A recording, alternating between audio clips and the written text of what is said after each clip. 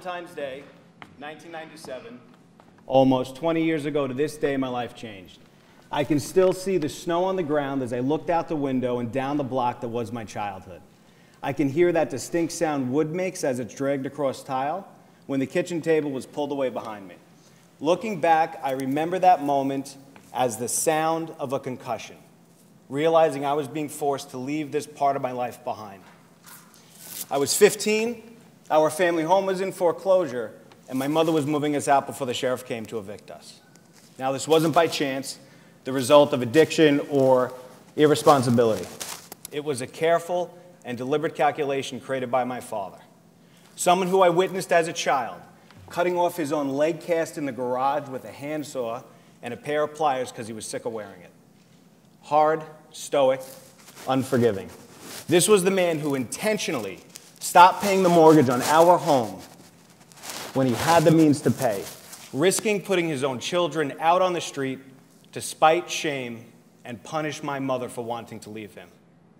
The years leading up to and after the eviction are filled with abandonment, disappointment, and abuse. My memories of those times are moments in which he treated my mother horribly, and the helplessness I felt when I was too young to protect her. Memories of him not showing any affection towards my sister, and years of debilitating intimidation being used to control his home and family. Memories of him deciding to work in another country, leaving me and my sister behind. A memory, at 11 years old, of being frozen from fear in my bedroom as he again went after my mother, but this time also threatening to kill himself by shooting himself in the head. Feeling my chest turn inside out, knowing he had a gun in the bedroom. And then he asked my mother how she could live with herself, knowing she was the reason her children found their father dead in the bathroom. These are some of the memories that I use to justify my resentment, my anger, my hatred towards my father. When I was 24, I saw him a couple times. By then, all I knew is that he was living somewhere in Asia, most likely Singapore or the Philippines. I knew he had remarried and heard a rumor that he might have even had another child. By that time, I had a successful career in finance, which allowed me to not depend on him financially.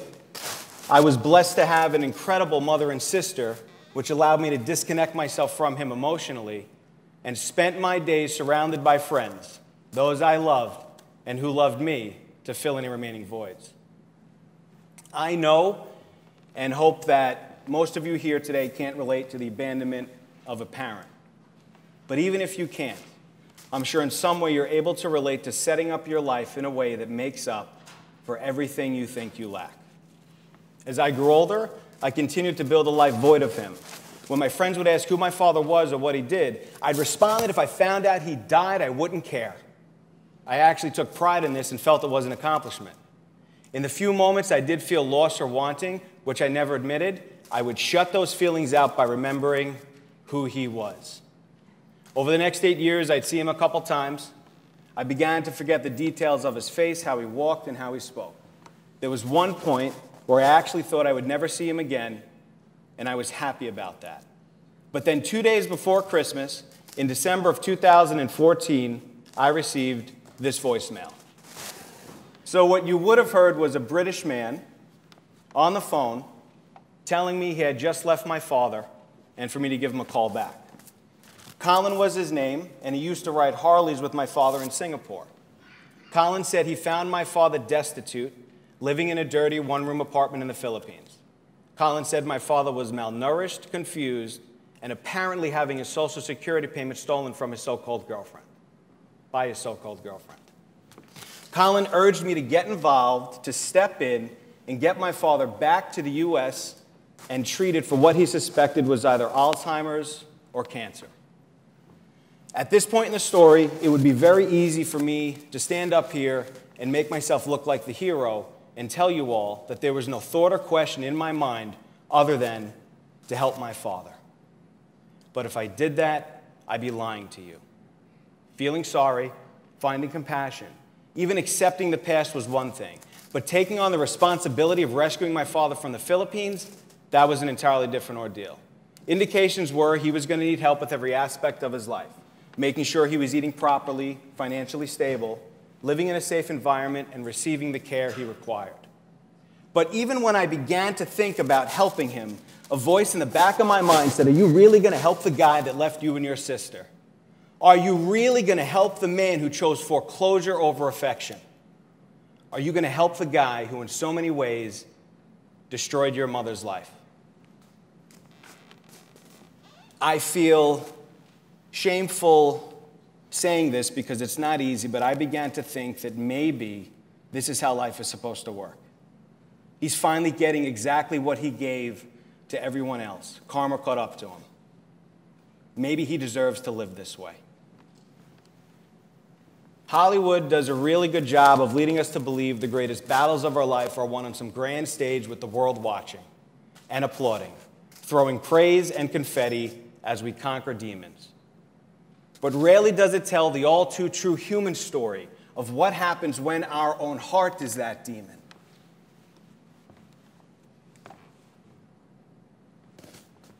As I continued to think about all of the accomplishments I made in my life, they were never something that could be put on a resume or hung on a wall. They couldn't be summed up in a Facebook post or a picture on Instagram. The greatest accomplishments of my life have always been won quietly, inside myself, me as the only witness. And the decision that was now in front of me was what to do for the man who ripped my childhood apart. I've always tried to be a good and decent person. I have spent thousands of hours as a volunteer EMT and firefighter. I've worked with orphan children, the homeless, veterans, and been an advocate for volunteer service. I'm able to find so much hope and empathy for strangers, but why didn't I want to find it for the man who was responsible for giving me life? When I sat in that question and began to peel back the layers of my own pain, what I found underneath was my father's past. Was he not a person before he was a parent? Did his service as a United States Marine, clearing minefields in Vietnam, fighting in war, not leave a lasting impact on his life? Did him losing his job with a young family at home, not being able to heat our house so many winter nights, not cause him to question his ability as a provider? Were his constant thoughts of suicide and threats of suicide not the result of an underlying illness? Back then, they used to call people like him as angry, disconnected, but today we know it as PTSD.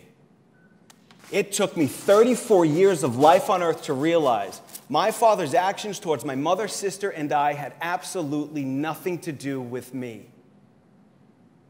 But they had everything only to do with him. In fact, the only responsibility I held in my father's life was in that very moment.